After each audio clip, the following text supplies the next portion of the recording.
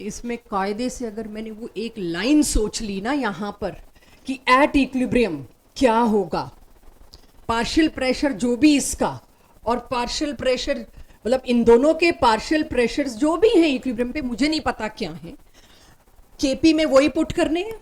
Eight equilibrium partial pressure of carbon monoxide raise to power 2, at equilibrium partial pressure of carbon dioxide raise to power 1। KP की relationship लिखने के बाद मैं सोचती हूँ कि मुझे क्वेश्चन में क्या मांगा है, क्या करना है, तो उसमें बाई चांस मेरे को इन दोनों का रिलेशन दे दिया, इसलिए मेरे को उसकी जरूरत ही नहीं है। पहले ये इनिशियली कैपिटल पी रहा होगा, फिर इसमें से माइनस पी गया होगा, I don't need that. Although I wanted you people की लिखिए ताकि आपको आदत पड़े। ये सॉलिड है तो इसको तो ए का ए लिख के ही छोड़ दूंगी मैं, इसका तो मेरे को पता है कुछ करना नहीं होता। तो यहां से स्मॉल पी गया, यहां पर स्मॉल पी बना, नहीं 2p ये बना। लेकिन मेरे को क्योंकि क्वेश्चन में अगली लाइन में पता चल गया भाई पहले ही बता रखा है इन दोनों के प्रेशर में रिलेशन क्या है, तो I don't need this line. Question में ही बता दिया कि इन दोनों के पार्शियल प्रेशर में रेशो 10 है, तो वो रेशो मैंने पुट किया और मेरे पास पार्शियल प्रेशर ऑफ CO2 आ गया। Very simple question. अब relationship between delta G and K, यहां आऊं उससे पहले मेरे को डेल्टा जी याद कराना है, क्योंकि अब अगर डेल्टा जी आ गया तो डेल्टा जी के न्यूमेरिकल फिर आ गए। डेल्टा जी क्या होता था? Change in Gibbs free energy, और delta G was minus work done of non expansion minus work done of useful, right. Delta G की वैल्यू बताती थी कोई रिएक्शन से मैं कितना काम निकाल सकती हूँ, कितना फायदा उठा सकती हूँ, वर्क डन जो मेरे लिए है। यानी अगले साल आपको एक सेल बोला जाएगा, लेकलांची सेल या डेनियल सेल जो हमारे रिमोट में लगता है, उसका वर्क डन निकालिए इलेक्ट्रिकल, तो उसका वर्क डन क्या होगा? बस आप डेल्टा जी की वैल्यू दे दो, हम उससे निकाल के दे देंगे आपको। तो यानी उस सेल से मैं कितने दिन तक अपनी घड़ी चला सकती हूँ या रिमोट चला सकती हूँ, वो मेरे को डेल्टा जी की वैल्यू की हेल्प से निकलेगा, not equal to but help से निकलेगा। तो डेल्टा जी याद आ गया सबको? डेल्टा जी का फॉर्मूला क्या होता था? गिब्स हेल्महोल्ट्ज इक्वेशन थी एक, delta G is equals to delta H minus T delta S. किसी रिएक्शन के स्पॉन्टेनियस होने के लिए डेल्टा जी क्या होता था? नेगेटिव। कोई रिएक्शन अब मैंने दे दिया डेल्टा जी ऑफ प्रोडक्ट्स और रिएक्टेंट्स दे दिया, तो सब्ट्रैक्ट करके डेल्टा जी ऑफ रिएक्शन निकाल लेंगे। ये सब आ सकता है स्कूल पेपर्स में, सब्जेक्टिव पेपर में, हमारे ऑब्जेक्टिव में। तो डेल्टा जी के बारे में जो बात करनी थी मैंने कर ली। For a reaction to be spontaneous delta G क्या होना चाहिए? माइनस। सबको याद है ये चीज? चलिए, तो एक बिना डेरिवेशन के रिलेशनशिप आया मेरे पास, delta G of any reaction is equals to minus, अब ये 2.303 आपको याद आ गया होगा, नेचुरल लॉग को लॉग बेस 10 में कन्वर्ट करने के लिए लेके आया करते थे। So minus 2.303 R T log के। व्हाट इज दिस के? तो थर्मोडायनेमिक्स की एनसीईआरटी में लिख रखा है इट इज इक्विलिब्रियम कांस्टेंट। तब तक मेरे को इक्विलिब्रियम स्पेलिंग के अलावा कुछ आता नहीं था, अब आता है कि मेरे को केसी पुट करना है, केपी पुट करना है, क्या करना है। So if I do some mathematical operation to it, let's see. अगर मैं 2.303 और लॉग को नेचुरल लॉग लिख दूं, चलेगा? एवरीवन, नेचुरल लॉग लिखा जा सकता है। अच्छा, साथ ही साथ मैंने क्या किया? माइनस को इधर ले आई, चलेगा? आर टी को इधर ले, because now I am interested in equilibrium constant के। इस चैप्टर में मैं के में ज्यादा इंटरेस्टेड हूं। तो नेचुरल लॉग के इज दिस। जब हम मैथमेटिकल ऑपरेशन एक और करते हैं, नेचुरल लॉग को रिमूव करते हैं, तो उधर की चीज एक्सपोनेंट में आ जाती है, पावर में आ जाती है। जस्ट सी मैंने क्या लिखा है, बस यहां पर क्या कर दिया, के की जगह केसी लिख दिया। भाई इट इज यूजुअली केसी, अभी हम केसी के बारे में बात कर रहे हैं। सो जब मेरे पास ये आ गया, तो अगर मैं नेचुरल लॉग भी रिमूव कर दूं, लॉग में पावर्स यूजुअली उतर के आती हैं, लॉग हटाते हैं तो पावर्स वापस चढ़ जाती हैं। इफ यू रिमेंबर थोड़ा बहुत, लॉग 10 की पावर 13 हम देखते थे तो उसका आंसर आता था 13। Log 10 is 1 into power as it is आ गई 13। तो लॉग जब लगाते हैं तो पावर जो है वो उतर के आ जाती है एज इट इज। अब जब लॉग हटा रहे हैं तो जो चीज एज इट इज है वो किस में चढ़ जाती है? पावर में, e to the power this. ये शायद कभी क्लास 12th में भी दिखे आपको, क्योंकि काइनेटिक्स और इक्विलिब्रियम थोड़ा सा कनेक्टेड है। तो इक्विलिब्रियम कांस्टेंट के, ये अभी सिर्फ रिलेशनशिप के लिए याद रखना है, केमिस्ट्री में इसको सॉल्व नहीं किया जा सकता। हमें नेचुरल लॉग की स्पेलिंग और सिंबल से आगे कुछ नहीं चाहिए, we can not solve it. ये आपको मैथमेटिकल चीज़ों को फिर जब आप हायर स्टडीज़ में जाते हैं, फिजिकल केमिस्ट्री आपकी स्पेशलाइजेशन होती है, तो फिर आप उसमें घुसते हैं। अदरवाइज हम नेचुरल लॉ केमिस्ट्री में नहीं डील कर सकते। सो ये बस एक्सपोनेंशियल के तौर पे as a relation, as a formula आपकी मेमोरी में होना चाहिए। ठीक है, समझ लीजिएगा, उसके बाद लिखेंगे। सो अगर अब मैं इस इक्वेशन को अपने मतलब के लिए डायरेक्ट सॉल्व करूं कि मेरे को क्वेश्चंस में या रिलेशन को किस किस तरह से लिखना आना चाहिए, तो ये भी वही है जो ऊपर है, बस इधर का उधर खेल रहे हैं और कुछ नहीं, right. Delta G of any reaction is minus R T natural log के सी।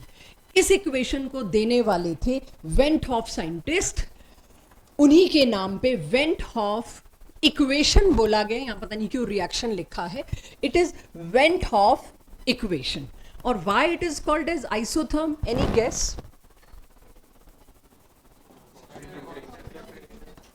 कांस्टेंट टेम्परेचर देख लो, क्योंकि टेम्परेचर बदल दिया तो तुमने तो के बदल दिया भाई, राइट। तो वो तो सवाल ही नहीं पैदा होता कि इसके पीछे थ्योरेटिकल क्वेश्चंस क्या आएंगे। न्यूमेरिकल पे आने से पहले इस पे छोटे छोटे tricky 1 marker question, subjective objective क्या आएंगे। अब वापस सोचते हैं, एक रिएक्शन के लिए फेवरेबल होने के लिए क्या क्या कंडीशन पिछले चैप्टर में थी। एंट्रोपी चेंज क्या होना चाहिए था, ऑलवेज रैंडमनेस बढ़नी चाहिए थी, पॉजिटिव। डेल्टा जी क्या होना चाहिए था, नेगेटिव। व्हाट अबाउट, अब अगले साल जब आप इलेक्ट्रोकेमिस्ट्री पढ़ेंगे उसमें एक और आ जाएगा, वो ई नॉट सेल। अब तो आपको तो मैंने रेडॉक्स में ही पढ़ा दिया, for a reaction to be happening, एक रिएक्शन जो हो रहा है, ई नॉट सेल की वैल्यू क्या होनी चाहिए। तो चारों की एक साथ पूछते हैं, जी फलाना रिएक्शन है, इसमें फेवरेबल के लिए कौन सी बात सूटेबल है, सबकी वैल्यू का आपको अंदाजा होना चाहिए। ये क्वेश्चंस हैं जो हम अब दे पाते हैं जब सिलेबसेस पूरे हो जाते हैं। सो के इक्विलिब्रियम के बारे में क्या सोचती हूं मैं, क्या होना चाहिए वैल्यू, 1 से बड़ी कि 1 से छोटी। के नेगेटिव तो हो ही नहीं सकता ना, प्रोडक्ट बाय रिएक्टेंट ये तो एक रेशो है, रेशो तो कभी नेगेटिव नहीं हो सकता है। रेशो में तो मुझे क्या करना है, सिर्फ देखना है 1 से बड़ा कि 1 से छोटा, डेसिमल्स में आ रहा है कि नहीं, प्रोडक्ट ज्यादा है कि रिएक्टेंट ज्यादा है, यही देखना होता है रेशो में। तो बिल्कुल जीरो से शुरू करते हैं कि मुझे कुछ नहीं पता इसके बारे में, एकदम इनिशियल लेके आऊं। तो अगर मेरे को कोई रिएक्शन फेवरेबल कराना है, उसका डेल्टा जी किस में होना चाहिए, नेगेटिव में। दिस इक्वेशन टेल्स मी भाई डेल्टा जी नेगेटिव में आएगा अगर ये के सपोर्ट करे। तो अगर इस के की वैल्यू 1 से बड़ी है, ग्रेटर देन 1, ग्रेटर देन 1, अच्छा log 1 इज 0, 1 से बड़ी है। अगर 1 से बड़ी है वैल्यू तो आप लॉग टेबल में देखोगे, वैल्यू पुट कर दोगे जी, 2 का 0 देखना है या log 2, log 3, log 2.3, कुछ भी। 1 से बड़ी है, ये पूरा log किस में आएगा, पॉजिटिव में। log kc की वैल्यू विल बी पॉजिटिव अगर वैल्यू 1 से बड़ी है। पॉजिटिव में आएगा तो पूरा RHS किस में रहा, नेगेटिव में। Yes, delta G negative, reaction favourable, यानी डेल्टा जी नेगेटिव करने के लिए k को क्या होना पड़ेगा, 1 से बड़ा। 1 से बड़ा है k, तभी रिएक्शन कोई फेवरेबल है। वैसे भी सोच के देखो, 1 से बड़े होने का क्या मतलब है, प्रोडक्ट ज्यादा।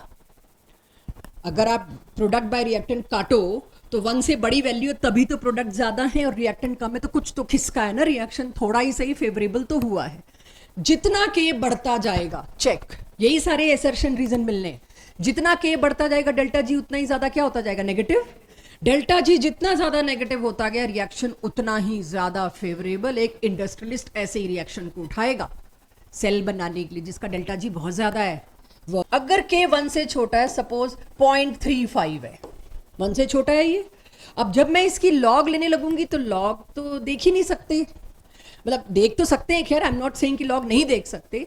जब आप एक डेसिमल वैल्यू का लॉग लेके आते हो, जब लॉग किस वैल्यू से किस वैल्यू के बीच देखते हैं, 1 से 10, अगर वो 1 से 10 के बीच वैल्यू नहीं है तो आप लॉग नहीं देख सकते, क्योंकि log 1 होता है 0 और log 10 होता है 1। आप लॉग टेबल खोलने से पहले, लास्ट चैप्टर्स में हमने बात की है, लॉग टेबल देखने से पहले इंश्योर करते हो जो वैल्यू है ना वो 1 से बड़ी होनी चाहिए।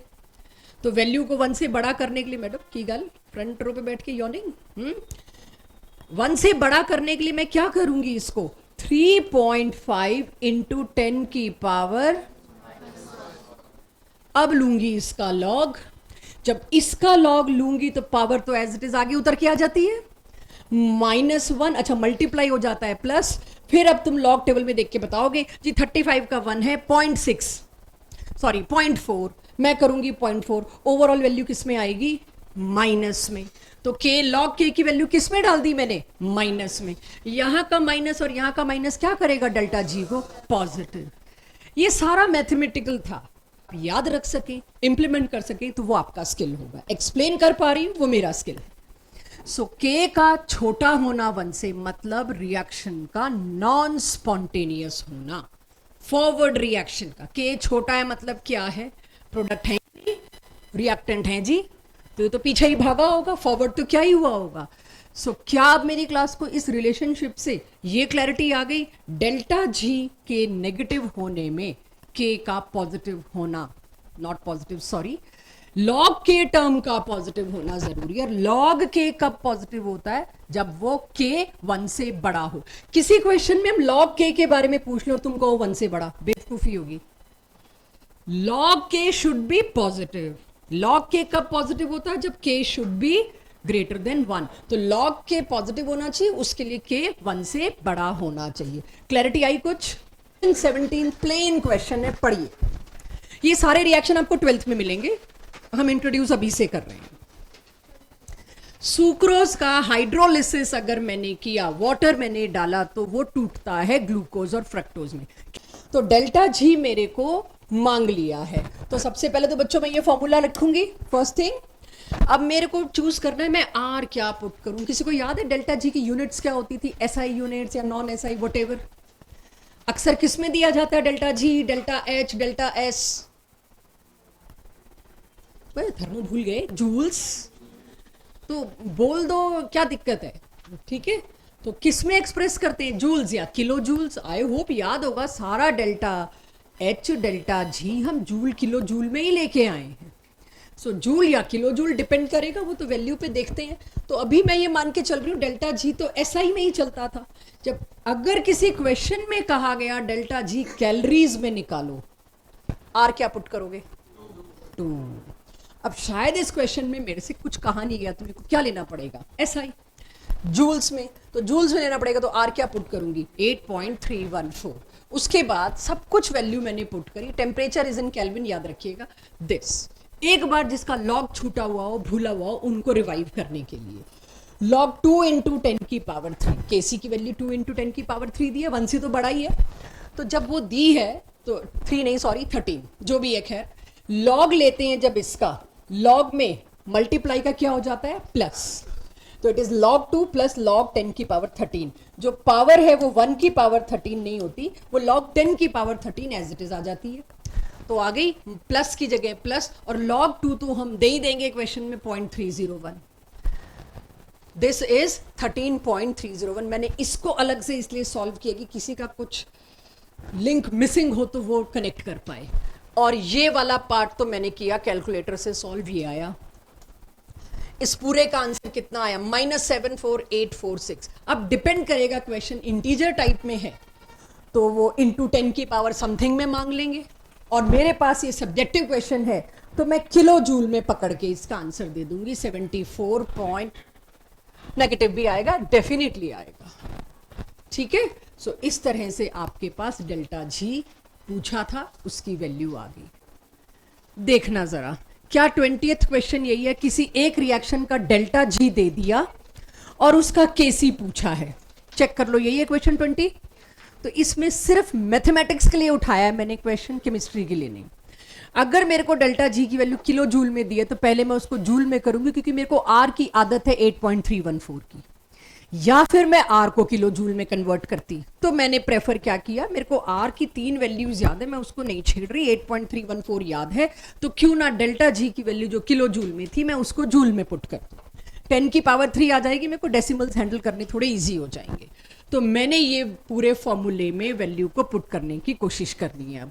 तो आर कितना पुट किया मैंने, 8.314। टेम्परेचर देख लीजिएगा 298 केल्विन दे रखा है, लॉग केसी। अब लॉग केसी के अलावा बाकी सारी चीज को मेरे को सॉल्व करना है।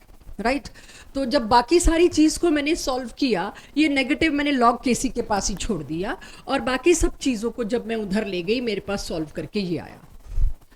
ऑब्वियसली डिनोमिनेटर में गया होगा, डिवाइड हुआ होगा, जो भी हुआ होगा वो मैंने कैलकुलेटर से कर लिया, ये मान के कि आप लोग मैनेज कर लोगे।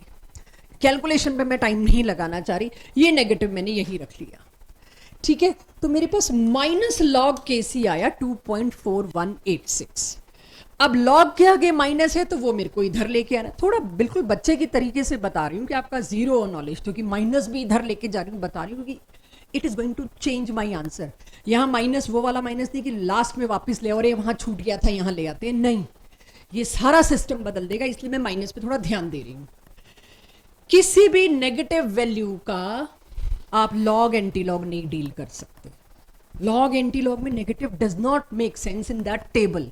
वहां तो आप पूछोगे 25 का 0 देखना है कि 32 का 3 देखना है, तो उसके लिए मेरे को अब क्या करना पड़ेगा, जब मैं ये लॉग केसी ला रही हूं, दिख गया सब लोगों को, अब मेरे को निकालना क्या था, लॉग को उधर ले जाऊंगी तो क्या बन जाएगा, एंटी लॉग। अब क्योंकि ये नेगेटिव वैल्यू है, नेगेटिव वैल्यू का एंटी लॉग देखना not possible for obvious reasons. उसके लिए अगर वैल्यू आपकी एंटी लॉग में चाहे पॉजिटिव भी होती वैल्यू, चाहे +2.4 भी होती, तो भी एंटी लॉग देखने से पहले आपको इस नंबर को 2 टुकड़ों में एल्जेब्रिकली बांटना होता है, जिसमें एक टुकड़ा होल नंबर में हो जो पावर में चढ़ जाए, और एक टुकड़ा फ्रैक्शन में हो, क्योंकि जिसका एंटी लॉग आप देखते हैं should be less than 1। Log में वैल्यू क्या होनी चाहिए थी, मोर देन 1, क्योंकि log 1 तो 0 है। एंटी लॉग जिसका देखोगे वो वैल्यू डेसिमल में ही होनी चाहिए, अगर वो वैल्यू डेसिमल में नहीं है आप एंटी लॉग टेबल को एप्लीकेबल ही नहीं कर सकते। तो पहले मेरे को इंश्योर करना होता है, बच्चों अगर यहाँ +2.4186 दिया होता तो मैं 2 टुकड़े क्या करती, 2 + 4.4186, इसका एंटी लॉग अलग देखती, इसका एंटी लॉग अलग देखती। अब क्योंकि माइनस में दिया तो एल्जेब्रिकली यही टुकड़ा करना पड़ेगा मेरे को, कि फाइनल आंसर नेगेटिव में आए तो बड़ी टर्म के आगे माइनस लगाना पड़ेगा, -3 + दिस। अब मैं इसका एंटी लॉग लूंगी, एंटी लॉग में जो वैल्यू होती है वो एज इट इज, जो होल नंबर होता है वो किस में चढ़ता है, पावर में। तो एंटी लॉग ऑफ -3 10 की पावर -3। इतने क्वेश्चन 12th में तुम्हारे बचेंगे ना। -34 का एंटी लॉग क्या होगा, 10 की पावर। अगर एंटी लॉग किसी होल नंबर का ले रहे हैं, नेगेटिव हो या पॉजिटिव हो, वो एज इट इज आंख बंद करके किस में चढ़ाना है, पावर में। लॉग में क्या करते थे, पावर को एज इट इज उतार लेते थे, आज 13 को नीचे उतारा था हमने, तो इसकी जगह क्या आ जाएगा, 10 की पावर -3। एंटी लॉग है ना, लॉग में क्या हो रहा था, मल्टीप्लाई का प्लस, एंटी लॉग में प्लस का क्या हो जाएगा, वापस मल्टीप्लाई। अब मैं एंटी लॉग टेबल में जाके 0.58 का 1 और 4 देखूंगी, जो मेरा आंसर आएगा 4 डिजिट पहली के बाद decimal. This is my KC. School मेरी तरफ से मुझे डिटेल से डिटेल जो एक्सप्लेनेशन आया वो ये आया, बस भाई बातचीत नहीं। कोई आसान क्वेश्चन आ जाए तो खुश मत हो जाया करो। चेक, मेरी तरफ से इस क्वेश्चन में ये इंफॉर्मेशन है कि ये डेल्टा जी नेगेटिव है, और कुछ और लिखने को मिला नहीं मेरे को, क्या लिखूं, बड़ा मतलब एविडेंट सा है, ये दिख रहा है, लेकिन फिर भी कुछ बताना है तो ये है मेरे पास बताने। डेल्टा जी नेगेटिव होने का मतलब पक्का ये चेंज फेवरेबल था, फेवरेबल था तो के बड़ा था 1 से। मैंने एक इंफॉर्मेशन शेयर कर ली, प्रोडक्ट बाय रिएक्टेंट चल रहा है ये रिएक्शन, अब आप क्या ऐड कर रहे हो, तो भाई ये ना भी लिखती तो भी था, मतलब इट वॉज ऑब्वियस, लेकिन मुझे कुछ लिखना था, कुछ डेप्थ बतानी थी तो बता दिया।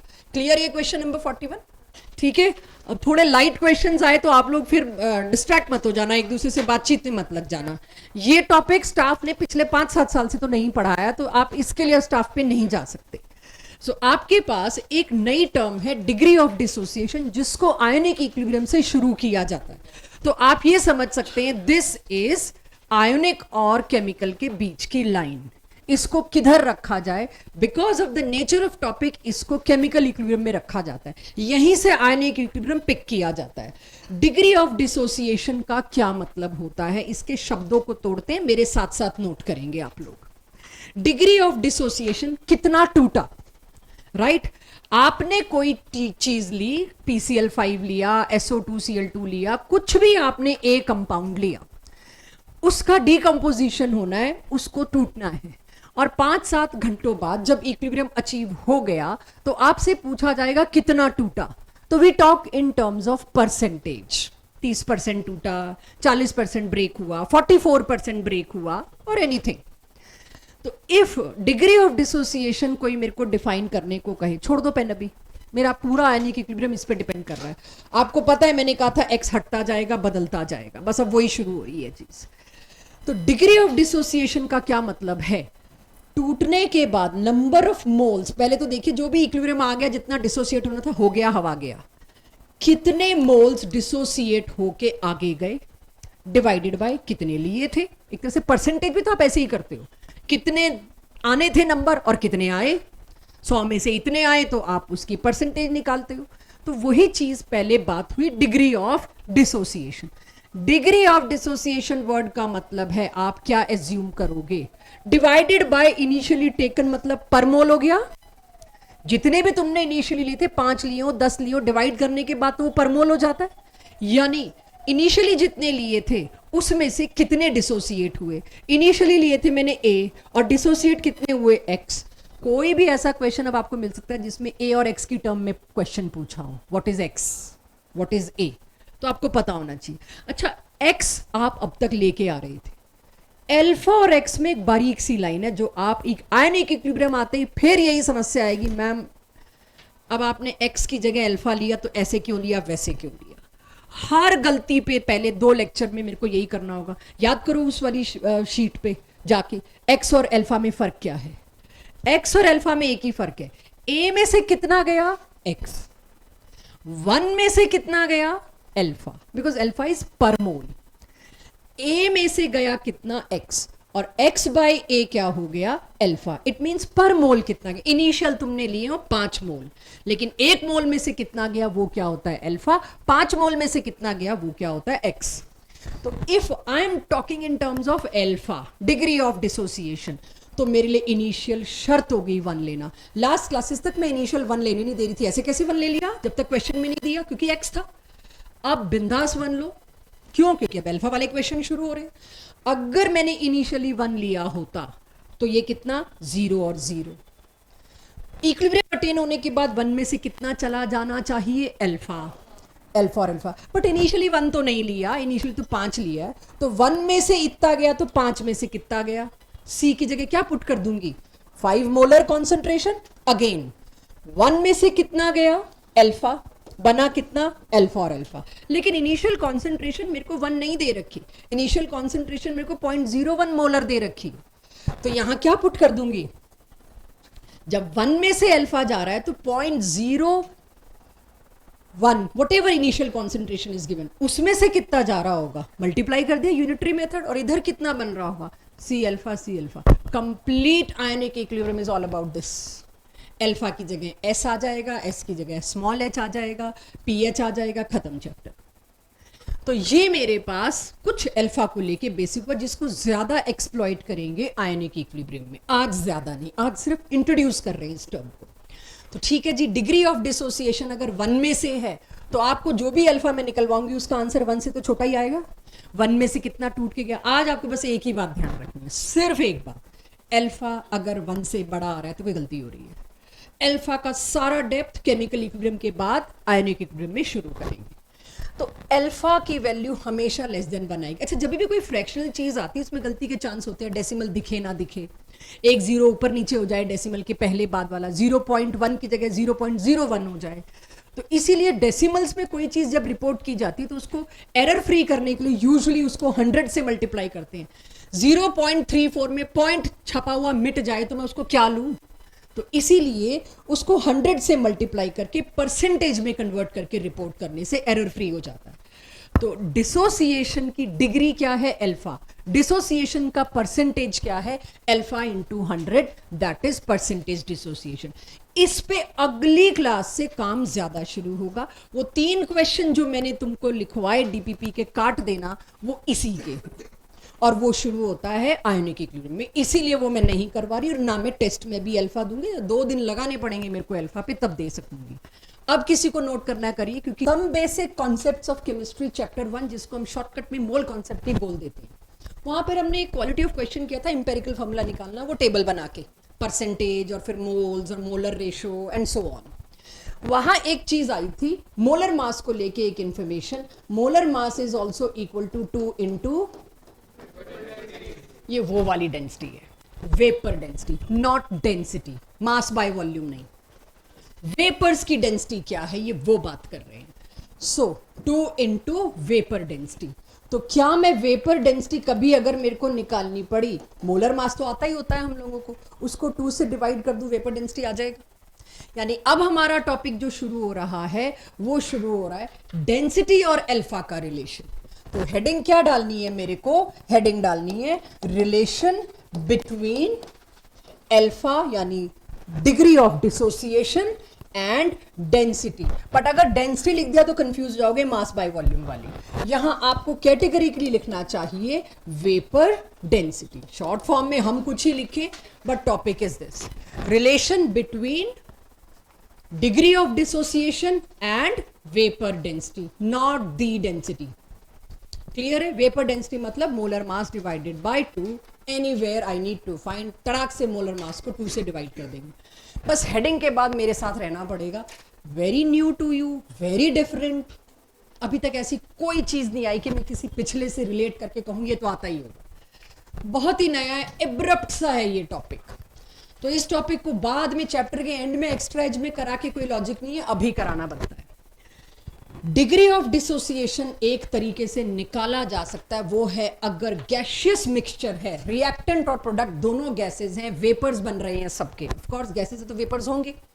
तो ऐसे केस में एक और तरीके से अल्फा निकाला जा सकता है। कोई और तरीका क्या है अल्फा? आयोनिक इक्विलिब्रियम, तब देखेंगे। लेकिन एक तरीका मेरे पास है, अगर वेपर डेंसिटीज बताऊं। अब ये कौन सी वेपर डेंसिटीज हैं? Capital D minus small D divided by small D. क्या मतलब है इसका? कैपिटल डी का मतलब है वेपर डेंसिटी बिफोर डिसोसिएशन। अब आप सोचो तो अल्फा की डेफिनेशन क्या बताई थी मैंने आपको? Number of moles before dissociation, कितने थे, लिए कितने थे आपने initially, divided by initially taken. क्या था? Number of moles after dissociation, sorry before बोल गई, डिनोमिनेटर में बिफोर आना था। तो अल्फा की जो पिछली स्लाइड पे डेफिनेशन थी वो क्या थी? Number of moles dissociated after attaining equilibrium, कितने डिसोसिएट होके गए। तो after dissociated divided by initially taken, यही था। चलिए अब यहां पर d minus D by D है, ये कैपिटल डी और स्मॉल डी क्या है समझते हैं। कैपिटल डी है vapour density before dissociation. Listen carefully, dissociate होने से पहले कितने वेपर्स थे, डिसोसिएट होने के बाद कितने थे, सब्ट्रैक्ट कर देंगे तो पता लग जाएगा ना कितने हुए। तो वेपर डेंसिटी बिफोर डिसोसिएशन और स्मॉल डी क्या था? वेपर डेंसिटी आफ्टर डिसोसिएशन कितनी बची। ये दो टर्म्स हैं, बहुत डेप्थ में आज नहीं जाएंगे, जितना बता रही हूं उतना समझेंगे आज। तो अगर मेरे को क्वेश्चन में ये दिया होगा तो मैं डायरेक्टली अभी थोड़ी देर के लिए इस स्लाइड के लिए फॉर्मूला को पकड़ती हूँ, अगली स्लाइड से डिटेल आएगा जब क्वेश्चंस में अप्लाई होगा कि आपको कैसे पता चलेगा बिफोर आफ्टर वैल्यू ये है क्या, कैसे निकालेंगे हम।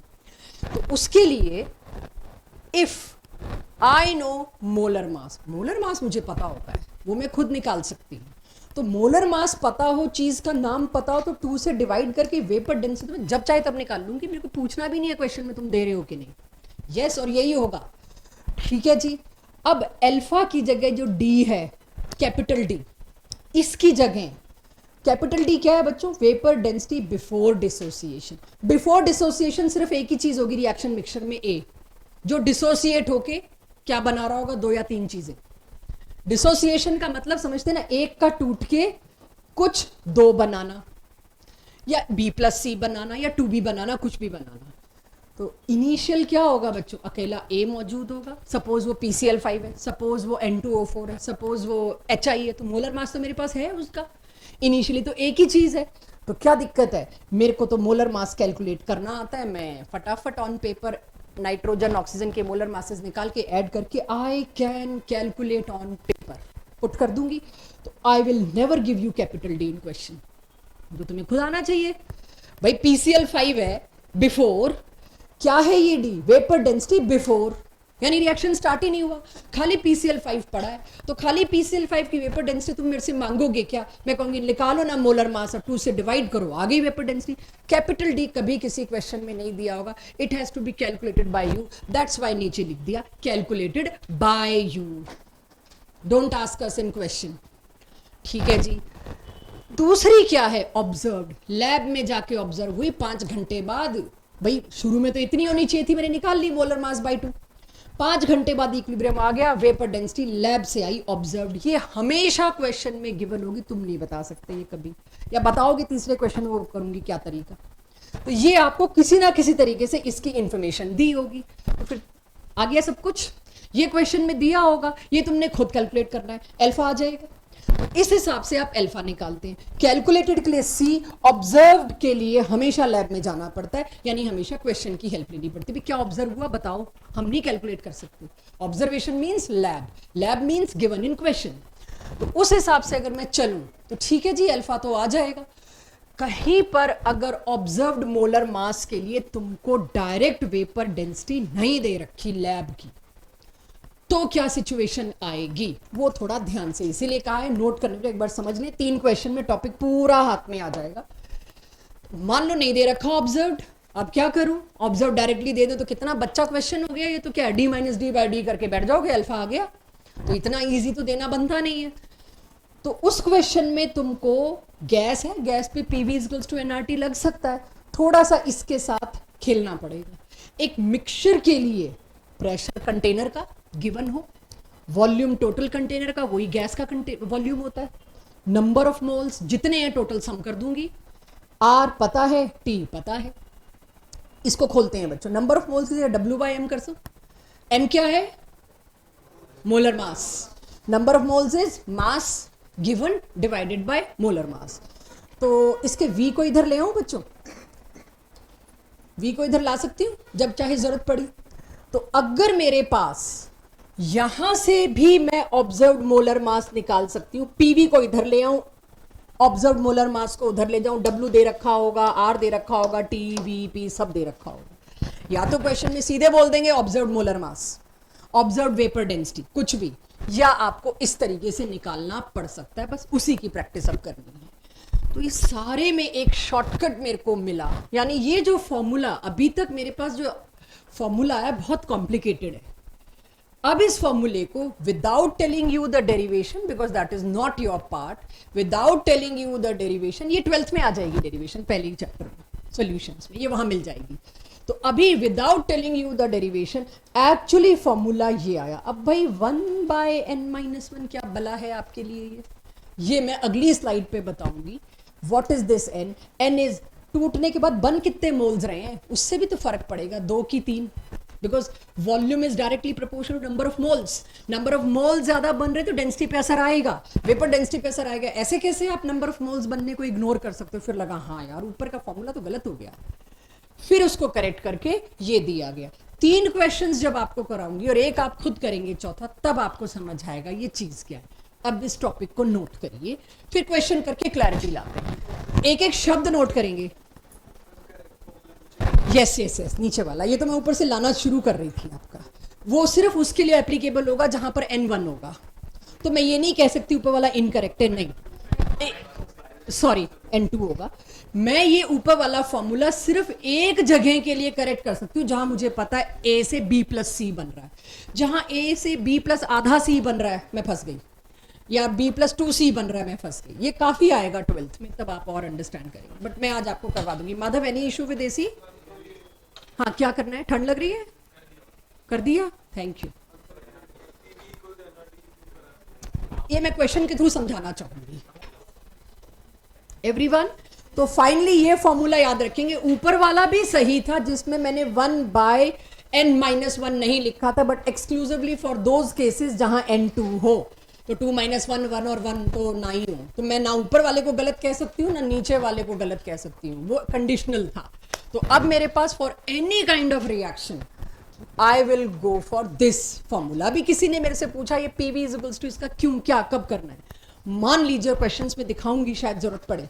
ऑब्जर्व्ड मोलर मास जो लैब से आता है वो आपको ना दिया हो, ऑब्जर्व्ड वेपर डेंसिटी जो लैब से आती है वो ना दी और आपको वो भी निकालनी पड़े, तो आपके पास इसके अलावा कोई चारा नहीं होगा।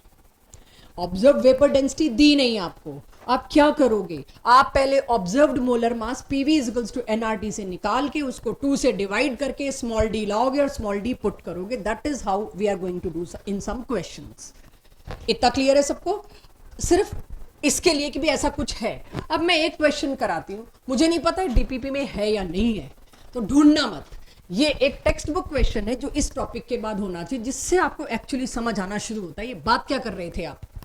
क्या मेरी क्लास को अल्फा क्लियर है? क्या होता है? पर मोल कितना टूट के गया, टोटल नहीं, पर मोल कितना डिसोसिएट हुआ अप टिल इक्विलिब्रियम रीच्ड। जब इक्विलिब्रियम आ गया तब तक कितना डिसोसिएट होके चला गया पर मोल। और एक्चुअली ये बात की जा रही है परसेंटेज कि कितना परसेंट डिसोसिएशन होगा, 44% होगा, 62% होगा या 34% होगा, समथिंग लाइक दैट। तो अगर आपको क्वेश्चन में सबसे सिंपल प्लेन क्वेश्चन जो अगर आ सकता है नीट में या जेई में, वो ये है, vapour density of PCl5 at इतने kelvin is found to be इतना। फाउंड टू बी मतलब लैब में मिला है, फाउंड टू बी इतना। PCl5 की वेपर डेंसिटी जब हमने उतना टेम्परेचर सेट किया तो वो 70.2 आई। आप इसका अल्फा निकालो, अल्फा माने डिग्री ऑफ डिसोसिएशन, या पूछ सकते हैं परसेंटेज डिसोसिएशन। तो सबसे पहले तो मेरे को अब ये पता होना चाहिए, अगर एक कंटेनर में मैंने PCl5 लिया तो उसकी डेस्टिनी क्या है? वो डिसोसिएट होके PCl3 प्लस Cl2 में आएगा। एक क्वेश्चन पूछती हूँ, इसमें फास्फोरस की हाइब्रिडाइजेशन बताइए, इसमें फास्फोरस की हाइब्रिडाइजेशन बताइए। नहीं, वेस्पर से ज्योमेट्री बताओ, छोड़ो। PCl5 की ज्योमेट्री और PCl3 की geometry. Trigonal bipyramid. Class 12th के पी ब्लॉक में पूछेंगे व्हाई PCl5 डिसोसिएट। क्योंकि PCl5 की geometry is most unsymmetrical. Trigonal bipyramidal में 2 बॉन्ड लंबे, 3 बॉन्ड अलग लेंथ के। अनसिमेट्री 3 अलग लेंथ के सेम होते हुए PCl बॉन्ड, और 2 लंबे। एंगल कितने थे इसमें? 180 degree, 120 degree and 90 degree. 3 variety के एंगल, 2 वैरायटी की बॉन्ड लेंथ, जबकि सब कुछ सेम। इससे ज्यादा अनसिमेट्रिक ज्योमेट्री नहीं है, अनस्टेबल ज्योमेट्री नहीं है। Because its geometry is highly unstable, it immediately breaks into these two. ये 12th क्लास के क्वेश्चन है इनऑर्गेनिक के। तो ये किस में ब्रेक करेंगे? PCl3 और Cl2 में। ये आपको अब पता होना चाहिए। ये क्वेश्चन में देंगे नहीं हम, ये आपकी अपनी अकल नॉलेज होगी। तो ये डिसोसिएशन दिखा दिया। अब पूछा क्या था मेरे से? अल्फा। सबसे पहले तो मैं अल्फा का फॉर्मूला लिखूंगी अपने आप को सेव करने के लिए। तो लास्ट स्लाइड पे जो आप लिख रहे थे एन क्या था? How many moles are being formed after dissociation in a balanced equation 2। तो n की जगह 2 पुट कर दूंगी, मेरी इससे तो जान छूट जाएगी। 1/2 - 1, ये तो हट ही गया, मेरे लिए टेंशन खत्म। नाउ ऑब्जर्व्ड का मतलब क्या है? Small d. Found to be in lab, जो गिवन है वो आपका स्मॉल डी है। तो स्मॉल डी आपको इस क्वेश्चन में दे दिया। कैपिटल डी कैसे निकालोगे? PCl5 का मोलर मास मैंने आपको कष्ट नहीं करने दिया, खुद लिख दिया। क्लोरीन का 35.5 है, फास्फोरस का 31 है। आप लोग ऐड कर कर आके निकाल लोगे। थोड़ा बहुत इधर उधर तो इग्नोर कर देना, अभी कैलकुलेट मत करने लगना। डिवाइड बाय 2 किया तो कैपिटल डी कितना आ गया? अब क्या करना है? कैपिटल डी और स्मॉल डी की वैल्यू पुट करनी है। थोड़ी क्लैरिटी आनी शुरू हुई क्वेश्चंस में। एक एक लाइन के क्वेश्चन आने हैं और ये इग्नोर्ड टॉपिक्स में है। और मुझे बताओ कौन सी चीज गिवन है, क्या गिवन है, बस ये बताना। या तुम क्या बता सकते हो कैपिटल डी और स्मॉल डी में से, क्या मेरे को बता सकते हो वो दे दो। मैं उतने में ही खुश हो लूंगी आज कि बच्चे कैपिटल डी और स्मॉल डी में से आप क्या दे सकते हो। बहुत स्पीड से अगर आप कर रहे हैं या आप एक्साइटेड होके कर रहे हैं कि मेरे को देना है, तो कैपिटल डी आप दे सकते हैं। आप कैपिटल डी किसको देंगे, किस तरह से देंगे? बिफोर डिसोसिएशन क्या था? Vapour density. और बिफोर डिसोसिएशन क्या थी? इनिशियल एक ही चीज थी, SO3। SO3 का मोलर मास शायद 80 आया, उसको 2 से डिवाइड किया तो मेरे पास क्या आया? 40। तो अब आगे अगर सिर्फ देख के कुछ समझ आ रहा हो मैंने क्या किया है, ऑल योर्स। ऑब्जर्व्ड मोलर मास कहीं और से उठाया क्योंकि ऑब्जर्व्ड डेंसिटी नहीं दे रखी थी, वेपर डेंसिटी। तो ना मेरे को स्मॉल डी नहीं दिया था, तो पहले मैं कहीं से पीवी इक्वल्स टू एनआरटी से observe molar mass lie, but उसके लिए मेरे को नॉर्मल डेंसिटी चाहिए थी, वो उन्होंने दी। टेम्परेचर चाहिए था, वो दिया। जो भी और चीजें चाहिए थी, प्रेशर वगैरह, वो मिला। उसके बाद में observe molar mass of mixture लेके आई। यानी इस वक्त कंटेनर में 3 गैसेस है, तीनों का मिला के average molar mass, observe molar mass आया। उससे ऑब्जर्व वेपर डेंसिटी आई। और चेक करिएगा अल्फा क्या सभी का 0.34 आ रहा है, 3436 जो भी, मतलब इसी के आसपास आ रहा होगा। क्वेश्चन 40 करिए डीपीपी 3 का।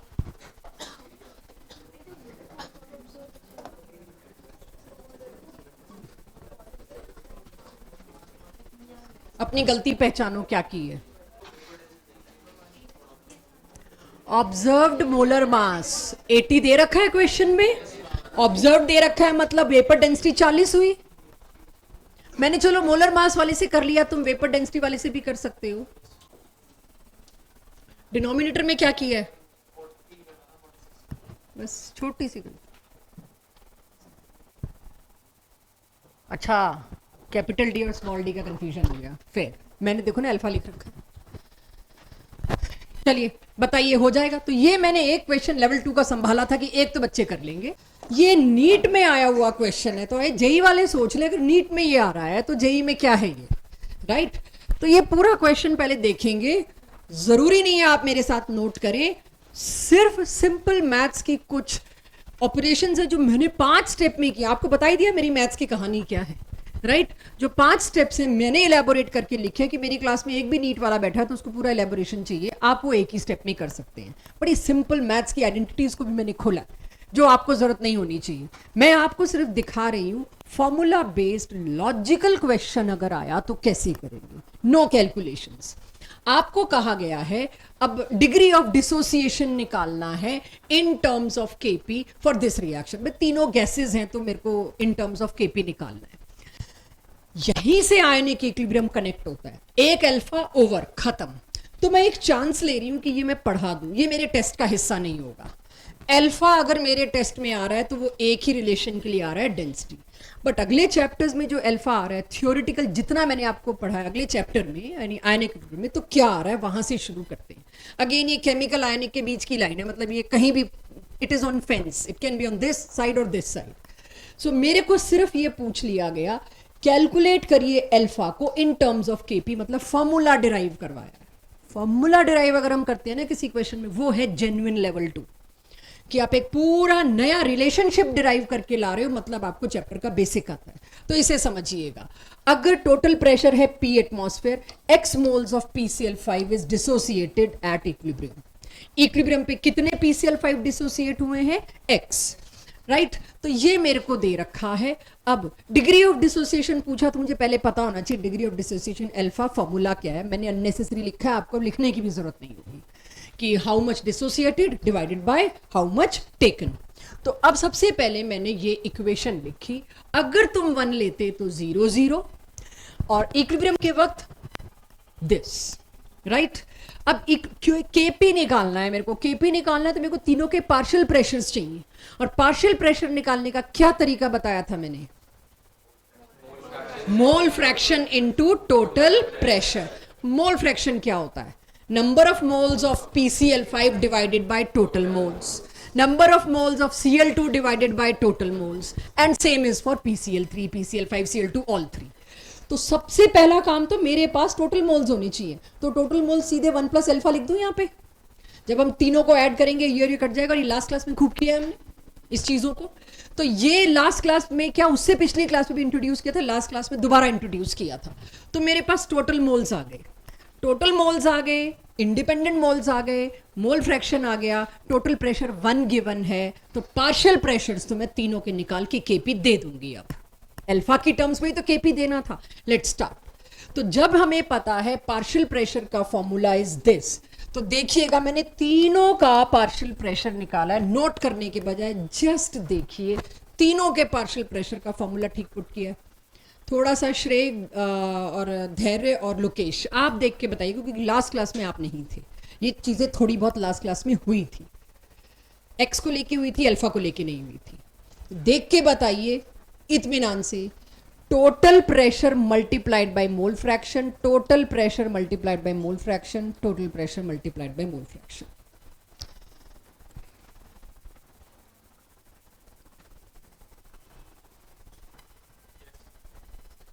समझ पाएंगे सभी लोग?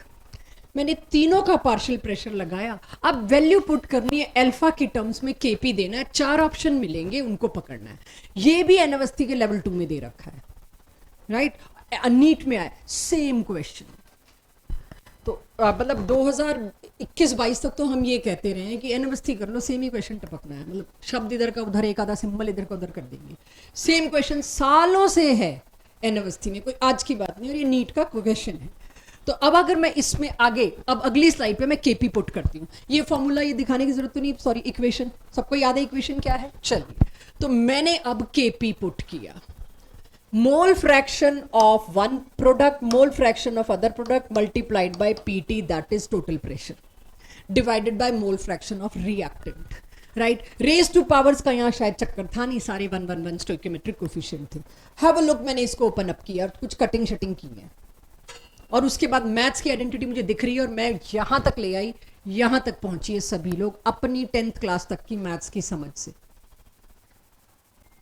ओवरऑल मेरे को इधर आना है, राइट?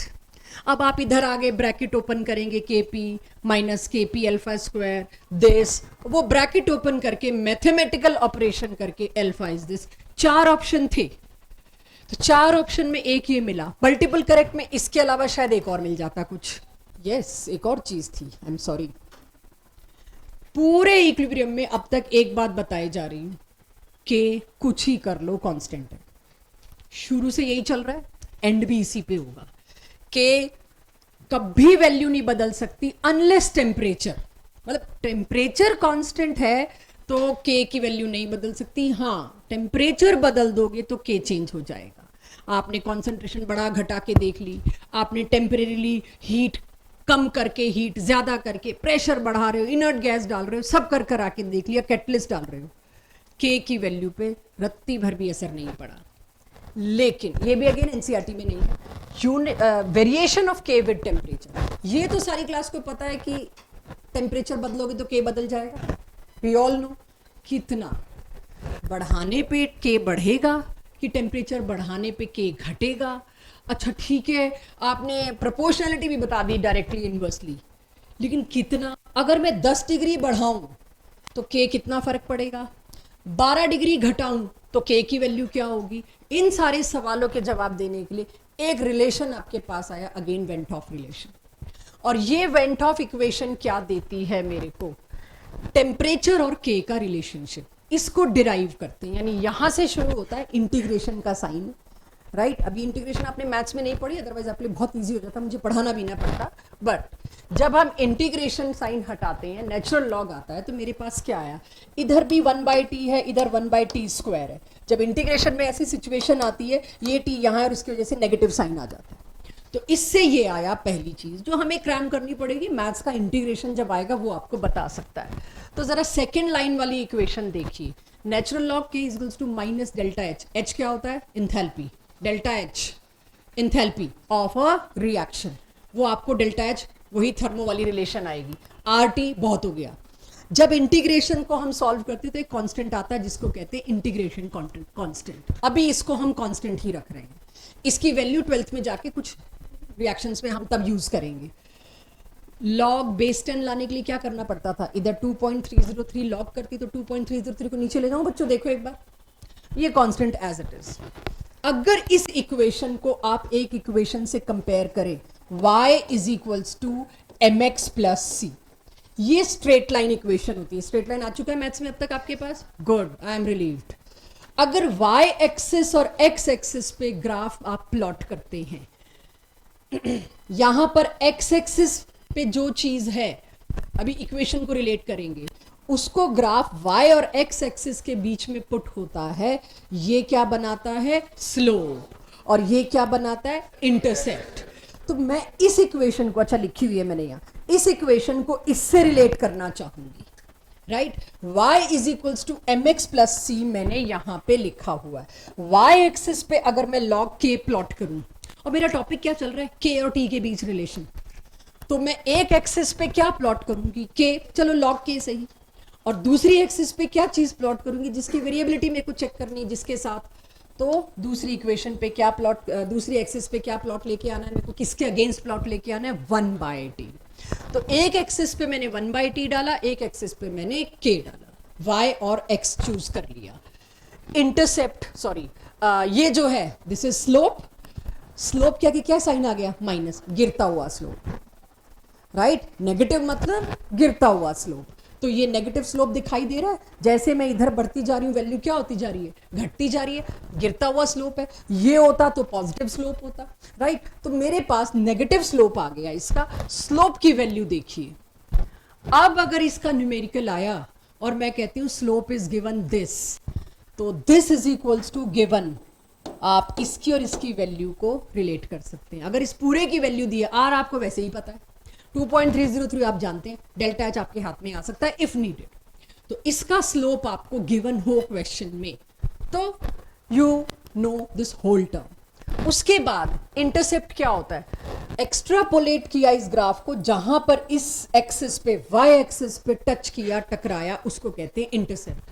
यानी कि दिस इज इक्वल टू, ये जो वैल्यू आई ये किसके इक्वल होगी बच्चों, सी, जिसको इंटीग्रेटिंग कांस्टेंट, इंटीग्रेशन कांस्टेंट कहते हैं। तो इससे मेरे को, अब ये क्यों करा रही हूं मैं, ये क्यों बताया जाता है, ये देखने के लिए कि किसी ने आके, वेंटॉफ ने एक फॉर्मूला दे दिया, क्या ये वेरीफाई भी है, वेरीफाइड भी है, सही भी है, तो हम क्या करते हैं, लैब में जाते हैं, एक रिएक्शन अपनी मर्जी का इजीली अवेलेबल चूज करते हैं, उसका टेम्परेचर बदल बदल के उसका के नापते हैं, फिर उसके टेम्परेचर का जो भी आपने वैल्यूज ली, सपोज ग्राफ बनाते हुए क्या करते हो, 5 वैल्यूज ली टेम्परेचर की, और उसके साथ के को मेजर करके एक टेबल बना के ले आए, फिर उस टेम्परेचर को कैसे किया, 1/t में कन्वर्ट, रेसिप्रोकल, और फिर आपने अपनी स्टडी टेबल पर बैठकर ग्राफ प्लॉट किया। 1/t की वैल्यूज के साथ जो k की वैल्यूज आई, आपके आए 5 डॉट्स, उन 5 डॉट्स को आपने जोड़ा, it came out to be straight line. Yes, ये इक्वेशन बिल्कुल सही थी। अगर ये इक्वेशन फॉलो होती है तो graph should be straight line, and in lab it came out to be straight line. तो it came out to be straight line means equation बिल्कुल सही थी, प्रैक्टिकल उससे मैच कर गई। तो ये सो अब मेरे पास सबसे बड़ी बात आती है, आपने एक फॉर्मूला लॉग वाला उठा के मेरे को दे दिया, अभी कोई नोट नहीं कर रहा है, फ्लोप चाहिए मेरे को, तो इससे मेरे को मिल क्या रहा है, इससे मेरे को एक बात मिल रही है, अगर क्वेश्चन में बोल रखा है 700 केल्विन पर के इतना था, तो 750 केल्विन पे के कितना होगा, मेरे को जब तक तुम ये नहीं दे सकते, तुम्हारे इस फॉर्मूला की कोई वैल्यू नहीं है। फॉर्मूला की वैल्यू कब है, रिलेशन क्या है, के कैसे बदलेगा टेम्परेचर के साथ, जब तक तुम मेरे को कितना बदलेगा नहीं दे सकते, तब तक मैं क्या ही यूज करूं। तो अगर आपने 700 केल्विन पर के बता रखा है और 750 पे आपको बताना है, that is done by the equation we just received. कैसे, उसको पकड़ते हैं। मान लीजिए आपने किया टेम्परेचर चेंज, पहला टेम्परेचर था T1, उसके साथ के क्या होगा, K1, दूसरा टेम्परेचर था T2, उसके साथ के क्या होगा, K2। आपको T1 और K1 दे रखा है, और T2 10 डिग्री बढ़ा दिया, 20 बढ़ा दिया, 15 बढ़ा दिया या घटा दिया, और पूछा है जी K2 पे क्या असर पड़ा, बड़ा की छोटा। अभी आप मेरे को सिर्फ इसका थ्योरेटिकल एस्पेक्ट का आंसर देने लायक बनेंगे, फिर न्यूमेरिकल आखिरी में।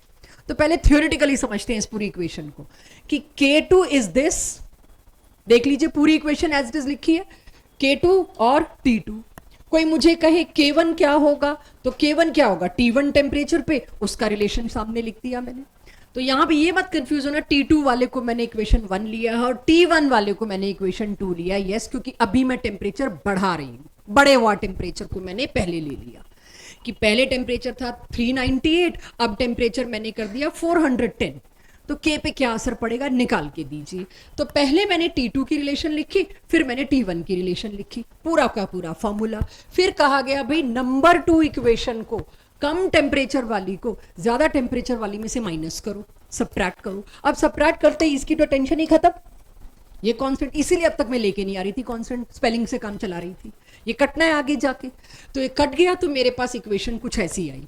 ये इक्वेशन ये मत सोचना क्वेश्चन आएगा ना उसी वक्त ड्राइव करना है मैंने, नहीं, याद होनी चाहिए, मुझे पता है आप कर सकते हो सब। एक आधा माइनस इधर उधर कर दिया, छोड़ो माइनस इधर उधर कर दिया, वो भी नहीं करोगे, मैथ्स में अच्छे हो आप लोग, 1 मिनट एक्स्ट्रा लगा दोगे as compare to your competitor जो याद करके आया है। वो 1 मिनट टाइम का ही खेल है सारा, राइट? सारा जेई नीट जो है वो टाइम का खेल है, डुएबल होता है। अगर यही जेई नीट के पेपर में 3 की जगह 6 घंटे दे देना विद ब्रेक, तो आप लोग सबके सब नंबर लाओगे। गलती तब होती जब समय कम होता है, राइट? तो वो आपके लिए इक्वेशन खुल के ये इधर आई, और मैं आपको ये बता रही हूं ऑन अ कंडीशन, अगर T2 मैंने बढ़ाया है, हायर टेम्परेचर है, तो क्या इस इक्वेशन को ऐसे लिख सकती हूं? जस्ट चेक, ये और ये ठीक है ना, माइनस अंदर चला गया तो पलट दिया, एक ही बात है। अब मेरे को ये इक्वेशन यूज करनी होगी जब जब कोई मेरे से न्यूमेरिकल पूछेगा, जी 200 केल्विन पर K1 था, 250 केल्विन पर K2 निकालो, आप निकालोगे, या ratio of K2 by K1, या क्वेश्चन होगा टेम्परेचर हमने बढ़ाया जिससे ratio of K2 by K1 यानी K2 दो गुना हो गया, तो सीधे K2 बाई K1 की जगह क्या लिख दूंगी? 2, मेरी जान बच गई, मेरे को log 2 देके काम चल रहा है, मैं 0.301 दे दूंगी, T2 निकाल लोगे, T2 बड़ा है। अब T2 बड़ा है, आप एलसीएम लेंगे, T1 T2, यहां पर जो टर्म आएगी वो सर्टेनली क्या आएगी? बड़ी आएगी, ठीक है? ये वाली टर्म बड़ी आएगी, ये वाली टर्म छोटी, तो this overall will be positive. अब जब ये ओवरऑल पॉजिटिव है, और मैंने क्वेश्चन क्या पूछा आपसे, ये जो क्वेश्चन मैंने पूछा, जो भी आपने कैलकुलेट किया, मैं जरा थोड़ा सा क्वेश्चन की लैंग्वेज अब चेंज करूंगी। पहले ये पता लग गया कि मेरे को ये साइड का साइन कैसे ढूंढना है, यहां से थ्योरेटिकल क्वेश्चन, एसर्शन, रीजन या स्टेटमेंट आती है। मान लीजिए आपको मैं क्वेश्चन देती हूं या जो भी केस देती हूं, एंडोथर्मिक देती हूं, इफ इट इज एंडोथर्मिक, इसका साइन कंफर्म्ड है, क्या होगा? और इधर से क्या आएगा साइन? अगर ये हाई है, ओवरऑल आरएचएस पूरा क्या आएगा? पॉजिटिव। आरएचएस पॉजिटिव आया है, इसका मतलब ये बड़ा होगा, K2 बाई K1 में K2 बड़ा होगा, यानी T2 बड़ा है तो K2 भी क्या हुआ? बढ़ गया। टेम्परेचर बढ़ाओगे तो K बढ़ेगा, directly proportional, only in case of endothermic. Endothermic में तुमने टेम्परेचर बढ़ाया, K पक्का बढ़ेगा, और वो सिवाय इस इक्वेशन के किसी तरीके से नहीं दे सकते। देना भी मत, कोशिश भी मत करना, ली चैट मत ला देना। ली chat is applicable if temperature is kept constant, if equilibrium is attained at single temperature। तो ये इससे आया मेरे पास, यानी कि अगर ये साइड पॉजिटिव है, मतलब K2 बाई K1 को 0 से बड़ा, फ्रैक्शनल नहीं हो सकता, 0 से बड़ा होना चाहिए।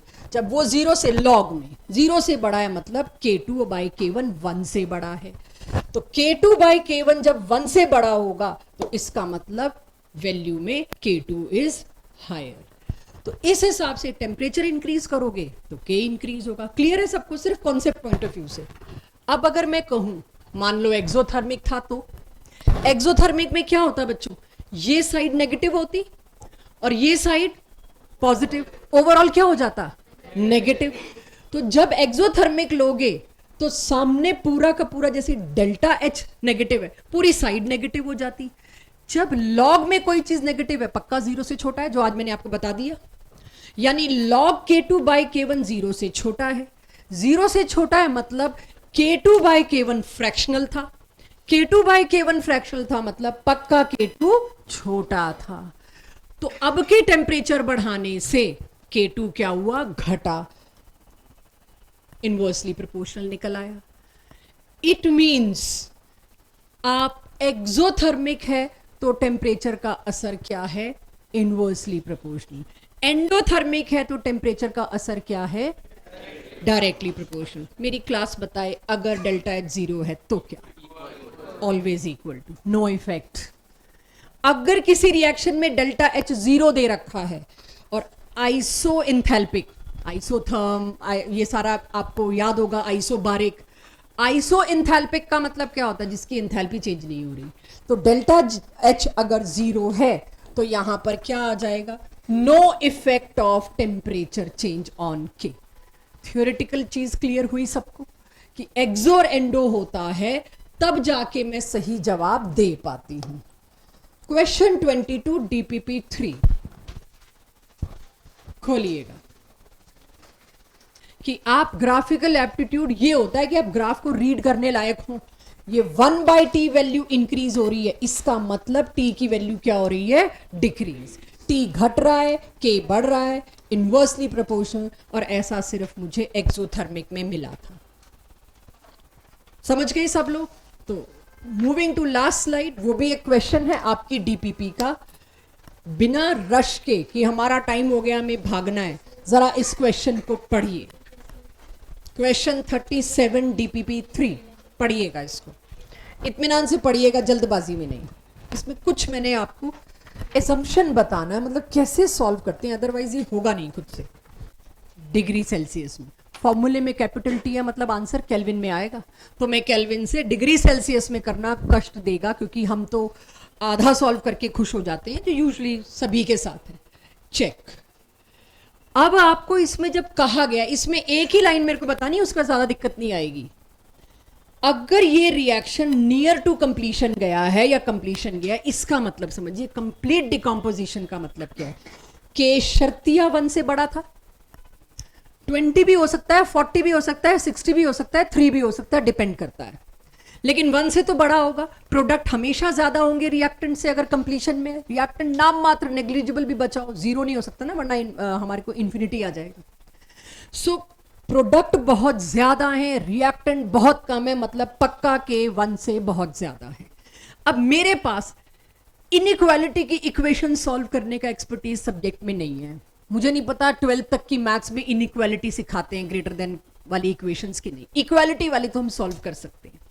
जैसे हमने गिब्स हेल्महोल्ट्ज में क्या किया था, हमने वो टेम्परेचर निकाल लिया था डेल्टा जी 0 इक्विलिब्रियम पर, तो उस वक्त क्या इक्वल हो जाते थे, टी डेल्टा एस और डेल्टा एच इक्वल, यानी ये वो टेम्परेचर है जिस पे इक्विलिब्रियम आ जाएगा। अब इससे हाई करोगे तो रिएक्शन पक्का ये होगा। अब हाई कितना करोगे, 100 डिग्री बढ़ाओगे, 200 बढ़ाओगे, 1000 डिग्री बढ़ाओगे, वो अलग बात है, लेकिन हम इतना बता पाते थे, इससे ऊपर ले जाओ टेम्परेचर, रिएक्शन तुम्हारा स्पॉन्टेनियस हो जाएगा, कितना भी ऊपर। सिमिलरली केपी 1 से बड़ा होना चाहिए, कितना बड़ा होना चाहिए, नॉट माई जॉब, 1 से बड़ा होना चाहिए। तो मेरे को इक्वेशन सॉल्व करने के लिए कंप्लीट डिकम्पोजिशन में लेट्स फिक्स केपी एटलीस्ट 1, क्योंकि इससे बड़ा होना चाहिए। तो केपी को क्या फिक्स करूंगी मैं यहाँ पे, 1। तो जब मैंने केपी को 1 फिक्स कर दिया, ऊपर जो इक्वेशन लिखी है क्वेश्चन में, उसको इसके साथ रिलेट करना, मैंने जस्ट एज इट इज लिखी है वो इक्वेशन। क्वेश्चन में ये दे रखा था, केपी क्या मिला मेरे को, 1। अब इक्वेशन आप बच्चे सॉल्व कर सकते हैं log 1 0 करके। जब log 1 0 कर दिया, फिर तो आपके लिए सिंपल मैथ्स आ गई। फोन बंद करके बैठा करो बच्चों क्लास में, ठीक है।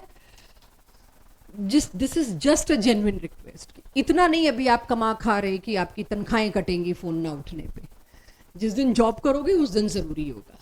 सो यहाँ पे आपके पास क्या मेरी क्लास टी निकाल सकती है, सिंपल मैथ्स। केमिस्ट्री क्या थी, केपी 1 लाना बस। अब अगर यहां पर मैं टी निकालूंगी, निकालते ही मैं आंसर ढूंढूंगी और वो ए ऑप्शन से मैच करेगा, गलत। यहां किससे निकल रहा है आंसर, केल्विन से। क्वेश्चन में क्या बोल दिया, सेल्सियस।